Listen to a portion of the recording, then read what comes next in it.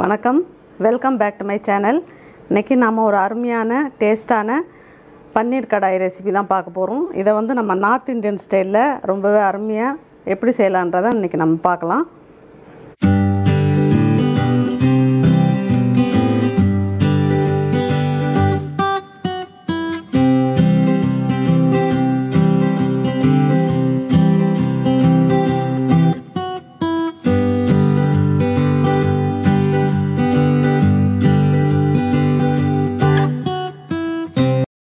இப்போ கடாய் பன்னீர் செய்கிறதுக்கு தேவையான இன்க்ரீடியன்ட்ஸ் எல்லாம் எடுத்து வச்சுருக்கோம். ஃபஸ்ட்டு ஸ்டெப் பன்னீரும் கேப்சிகம் ரெண்டையும் நல்லா சாட்டே பண்ணி எடுத்துக்கலாம். இப்போ அடுப்பை ஸ்டார்ட் பண்ணிவிட்டு இது மாதிரி ஒரு கடாய் எடுத்துக்கலாம். இதில் 1 ஸ்பூன் அளவுக்கு எண்ணெய் சேர்த்துக்கலாம்.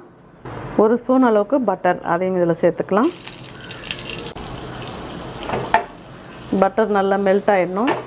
இப்போ இந்த பன்னீரை இதில் சேர்த்துக்கலாம். இதை லேசாக சாட்டே பண்ணி எடுத்துக்கிட்டால் போதும். நல்லா லேசாக பொன்னிறம் ஆகிற வரைக்கும் சாட்டே பண்ணிட்டோம். இப்போ இதை எடுத்துடலாம். மீதி இருக்கிற பட்டர் நெய்யில் இந்த கேப்சிகமையும் நம்ம சாட்டே பண்ணி எடுத்துக்கலாம். கேப்சிகம் ரெடி ஆகிடுச்சு, எடுத்துடலாம். இப்போ இதில் ஒரு 2 டீஸ்பூன் அளவுக்கு எண்ணெய் சேர்த்துக்கலாம். சிறிய துண்டு சினமன் ஸ்டிக்கு சேர்த்துக்கலாம். கிராம்பு 5 நம்பர், ஒரே ஒரு ஏலக்காய். நல்லா வாசனை வர வரைக்கும் வறுத்துக்கலாம். இப்போ பொடியாக கட் பண்ணி வச்சுருக்கிற வெங்காயத்தை இதில் சேர்த்துக்கலாம். 3 வெங்காயம் பொடியாக கட் பண்ணி சேர்த்துருக்கோம். வெங்காயம் நல்லா பாதி அளவுக்கு நல்லா வதக்கிக்கலாம். இப்போ 3 தக்காளி பொடியாக கட் பண்ணி வச்சுருக்கிறத இதில் சேர்த்துக்கலாம். இப்போ இதையும் நல்லா வதக்கிக்கலாம். இப்போ இதில் சின்ன துண்டு இஞ்சியும் 5 நம்பர் பூண்டும் சேர்த்துருக்கேன். அதை இதில் சேர்த்து வதக்கிக்கலாம். இப்போ இஞ்சி பூண்டு நல்லா வதங்கிடுச்சு. இப்போ 10 நம்பர் முந்திரி பருப்பு எடுத்துருக்கேன், அதையும் இதில் சேர்த்துடலாம். இப்போ இந்த வெங்காயம் தக்காளியெல்லாம் வதங்கிறதுக்காக ஒரு 1/4 டீஸ்பூன் அளவுக்கு உப்பு சேர்த்துக்கலாம். உப்பு சேர்க்கறதுனால சீக்கிரம் வதங்கிடும். இப்போ ஒரு 5 மினிட்ஸ்க்கு மூடி வச்சிடலாம். இப்போ ஓப்பன் பண்ணலாம். நல்லா வதங்கி வந்திருக்கு. இப்போ இதை நல்லா ஆற வச்சுட்டு மிக்சியில் ஃபைன் பேஸ்ட்டாக அரைச்சி எடுத்துகிட்டு வந்துடலாம். நல்லா ஃபைன் பேஸ்ட்டாக அரைச்சி எடுத்துகிட்டு வந்துட்டோம். இப்போ இதில் 2 டீஸ்பூன் அளவுக்கு எண்ணெய் சேர்த்துக்கலாம். இதிலே 1 டீஸ்பூன் அளவுக்கு பட்டர் சேர்த்துக்கலாம். நம்ம சேர்த்துருக்கிற பட்டரும் ஆயிலும் நல்லா ஹீட் ஆகிடுச்சு. இப்போ இதில் 1/2 டீஸ்பூன் காஷ்மீரி சில்லி எடுத்திருக்கேன். 1/2 டீஸ்பூன் மஞ்சத்தூள் அதையும் இதில் சேர்த்துக்கலாம். 1 டீஸ்பூன் அளவுக்கு மிளகாத்தூள் எடுத்திருக்கேன், அதையும் இதில் போட்டுக்கலாம். 1/2 டீஸ்பூன் ஜீரகம் பவுடர் ஜீராத்தூள் அதையும் இதில் சேர்த்துக்கலாம். 1/2 டீஸ்பூன் கரம் மசாலா அதையும் இதில் சேர்த்துக்கலாம். இப்போ நம்ம சேர்த்துருக்கிற மசாலாக்களை எல்லாம் நல்லா இந்த எண்ணெயிலே ஃப்ரை பண்ணி எடுத்துக்கணும். இது மாதிரி செய்கிறதுனால உங்களுக்கு கலரும் சேஞ்ச் ஆகாது. நல்லா அந்த ரெட்டிஷாக இருக்கும். மிளகாத்தூளோட கலர்லாம் நம்ம மசாலாவோடு சேர்த்துட்டோம்னா இந்த கலர் வராது. அதுக்கு தான் நம்ம இது மாதிரி எண்ணெயில் வதக்கி செய்கிறது. லேசாக அந்த பச்சை வாசனை போகிற அளவுக்கு வதக்கினா போதும். இப்போ நம்ம அரைச்சி வச்சுருக்கிற தக்காளி இஞ்சி பூண்டு வெங்காயம் இந்த விழுதை இதில் சேர்த்துடலாம். இப்போ இதை எல்லாத்தையும் நல்லா ஈவனாக மிக்ஸ் பண்ணிக்கலாம்.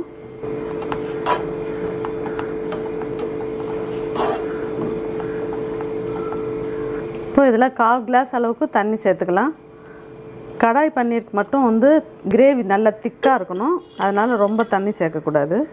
இப்போ நம்ம எல்லாம் தண்ணி எல்லாத்தையுமே சேர்த்துட்டு நல்லா மிக்ஸ் பண்ணிக்கலாம். இப்போ இதுக்கு தேவையான அளவு உப்பு சேர்த்துக்கலாம். முன்னாடியே ஒரு 1/4 டீஸ்பூன் சேர்த்துருக்கோம், அதனால் எவ்வளோ தேவையோ அவ்வளோ சேர்த்துக்கிட்டால் போதும். இப்போ இதிலே ஒரு 2 டீஸ்பூன் அளவுக்கு கெட்டி தயிர் அதை சேர்த்துக்கலாம். ஃப்ரெஷ் க்ரீம் கிடைச்சாலும் அதுவும் சேர்த்துக்கலாம். இல்லைன்னா இந்த மாதிரி கெட்டி தயிர் புளிக்காத தயிராக இருக்கணும், சேர்த்து செஞ்சோம்னா நல்லா க்ரீமியாக இருக்கும். இப்போ இந்த நல்லா கொதிக்கும்போது ஒரு பச்சை மிளகாவை நல்லா இது மாதிரி கட் பண்ணிவிட்டு அப்படியே இதில் சேர்த்துக்கலாம். ஃப்ளேவர் ரொம்ப அருமையாக இருக்கும். இப்போ நம்ம சாட்டே பண்ணி வச்சுருக்கிற பன்னீரையும் இதில் சேர்த்துடலாம்.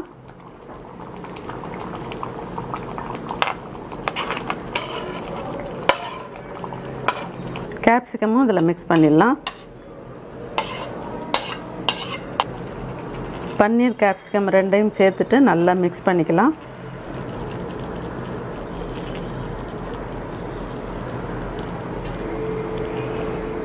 இப்போ எல்லாமே நல்லா கொதிச்சிடுச்சு. இப்போ இந்த ஸ்டேஜில் ஒரு டீஸ்பூன் அளவுக்கு கசூரி மேத்தி எடுத்துருக்கேன். இதை நல்லா க்ரஷ் பண்ணிவிட்டு சேர்த்துக்கலாம்.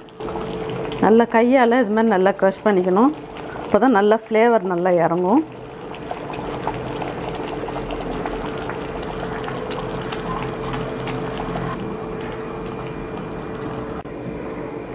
இப்போ ஃபைனலாக இதில் 1 டீஸ்பூன் அளவுக்கு டொமேட்டோ கெச்சப் சேர்த்துக்கலாம். உங்கள்கிட்ட கெச்சப் இல்லைன்னா சுகர் கூட சேர்த்துக்கலாம். இது வந்து நல்ல ஒரு டேஸ்ட்டாக இருக்கும். எந்த நார்த் இந்தியன் டிஷ் செஞ்சாலுமே இது மாதிரி கொஞ்சம் சேர்த்துக்கிட்டா ஃபைனலாக நல்ல டேஸ்ட்டை என்ஹான்ஸ் பண்ணி கொடுக்கும். இப்போ எல்லாத்தையும் நல்லா ஃபைனலாக மிக்ஸ் பண்ணிக்கலாம்.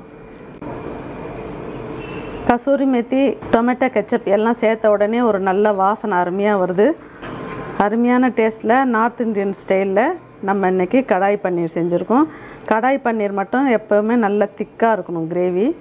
குழந்தைங்கள்லேருந்து எல்லாருக்குமே பிடிச்ச அருமையான பன்னீர் கிரேவியை சூப்பராக செஞ்சுருக்கோம். இதை வந்து நம்ம ரெஸ்டாரண்ட்டுக்கு போனாலுமே நம்ம பிள்ளைங்கள்லேருந்து எல்லாருமே ஃபஸ்ட்டு ஆர்டர் பண்ணி சாப்பிடக்கூடிய ஒரு அருமையான டிஷ் இது. இந்த டிஷ் வந்து எல்லாத்துக்குமே ரொம்பவே ஆப்டாக இருக்கும். அதாவது இட்லி, தோசை, சப்பாத்தி, ரோட்டி, பூரி, வெரைட்டி ரைஸ்க்குமே ரொம்ப அருமையாக இருக்கும். இப்போ ஒரு 2 நிமிஷம் மூடி வச்சிடலாம். இப்போ ஒரு 2 நிமிஷம் கொதிக்க வச்சிட்டோம். நல்லா வாசனை ரொம்பவே அருமையாக இருக்குது.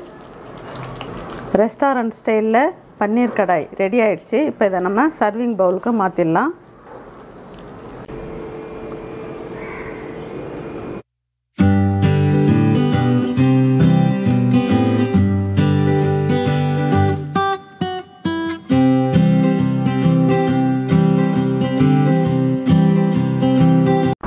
ரொம்பவே அருமையான டேஸ்ட்டில் நார்த் இந்தியன் ஸ்டைலில் கடாய் பன்னீர் செஞ்சுருக்கோம்.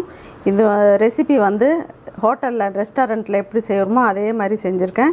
இதே மெத்தடில் நீங்களும் ஃபாலோ பண்ணி செய்யுங்க. ரொம்பவே அருமையாக வரும். உங்கள் வீட்டில் உள்ள குட்டீஸுங்களுக்கெல்லாம் இது மாதிரி செஞ்சு கொடுங்க, ரொம்ப பிடிக்கும். உங்களுக்கு இந்த ரெசிபி பிடிச்சிருந்ததுன்னா லைக் பண்ணுங்கள், ஷேர் பண்ணுங்கள்.